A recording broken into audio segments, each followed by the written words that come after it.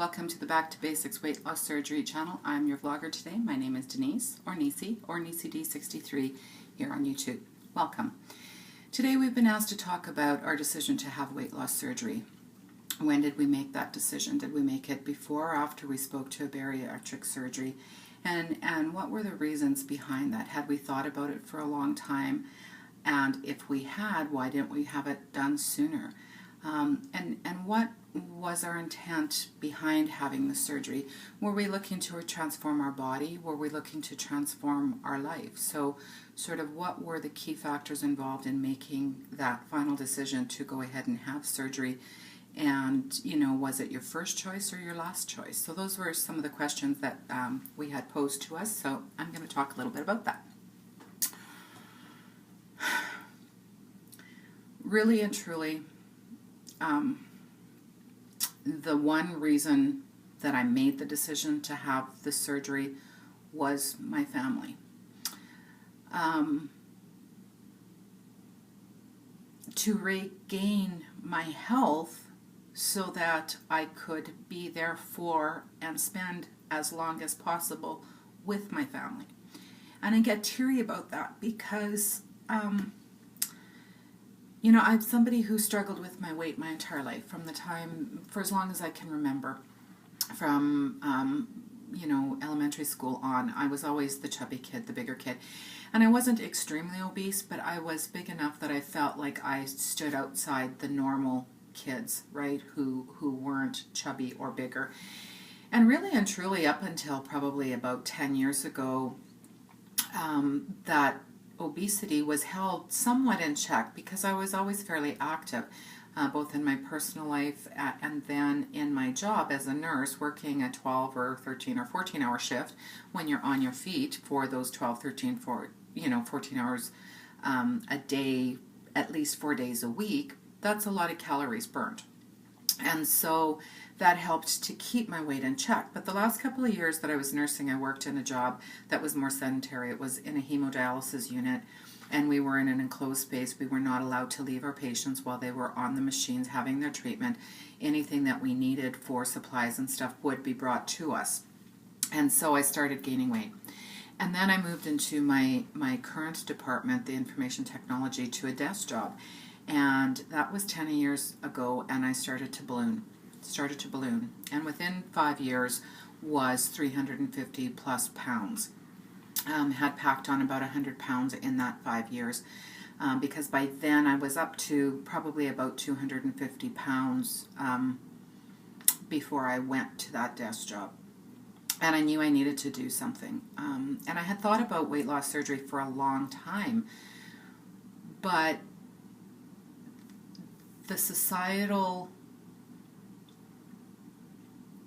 impact or perspective, opinion, whatever, that says if you're fat, it's because you eat too much, you don't exercise enough, you're lazy, and you did this to yourself, so you should fix it yourself, is so deeply ingrained in us that even though part of me said it made sense to look into it, the other part of me said, no, you did this to yourself, you need to fix it yourself, right?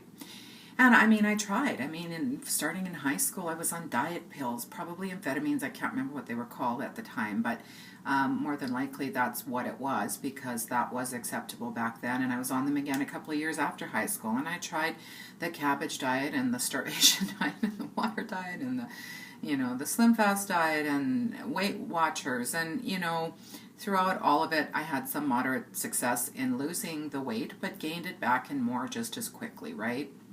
And so when I hit 350 plus pounds, my health started to disintegrate, and I got scared. I had a very dear, dear cousin of mine who was like my sister mom die at age 52 because of morbid obesity. She was hypertensive and ended up at the age of 52 having multiple strokes. And I didn't want to be Joni. I didn't want to die when I was in my early 50s and not be here for my family.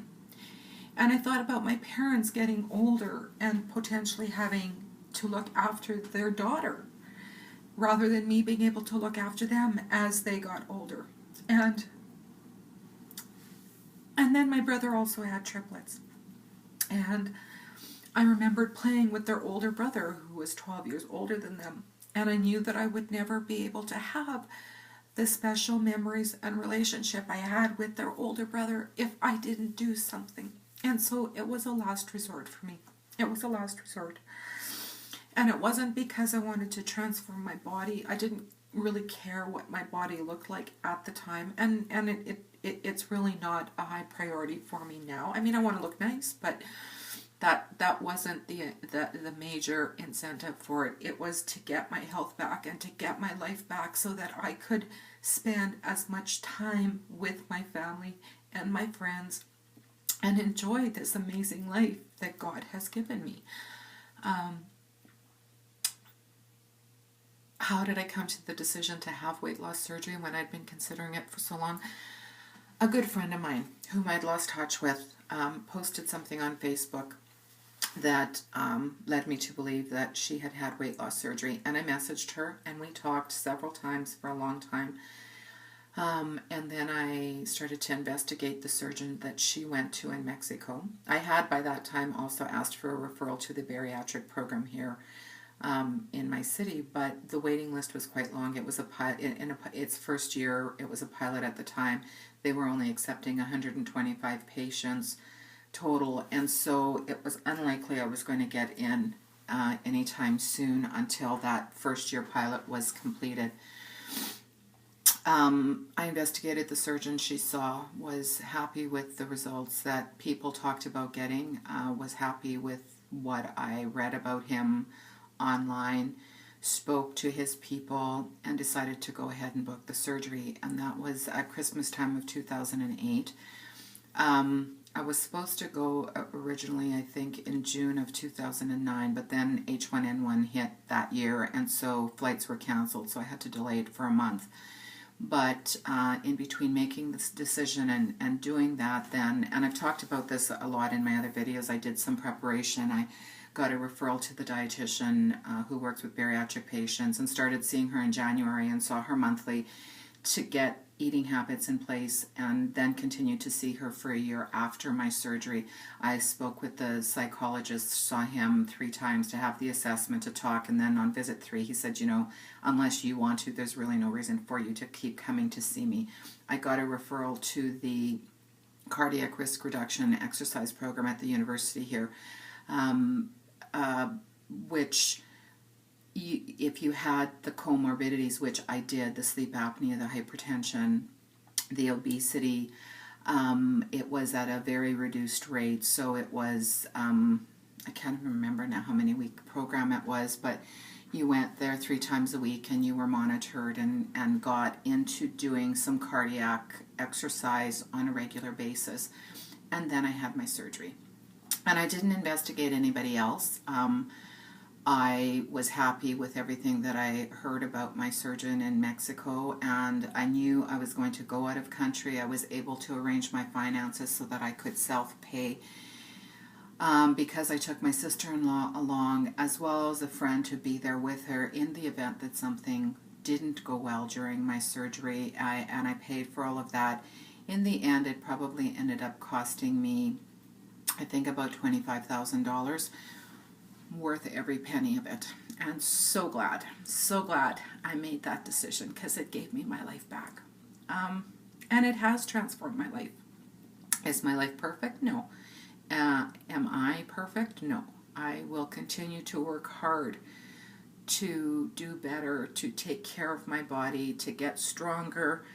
But I thank God every day that I finally made this decision. And I just want to say this in closing to all of those people who had that same mindset that I did, that I got myself into this mess and I need to get myself out of this mess. One word: bullshit. You go out there and you find whatever help you need. Do whatever you need to figure out which surgery is the surgery that's best for you, because there's several. I went with the RNY, gastric bypass surgery, but many people are going with the VSG now. Many people find great success with the lap band. There's a duodenal switch. There's all kinds of surgeries out there, and you need to find the one that's right for you. And if you make that decision to have your surgery, don't be like me and wait an extended amount of time because you feel shame that you can't fix this yourself. Go out there. There's help. You deserve it. You're worth it.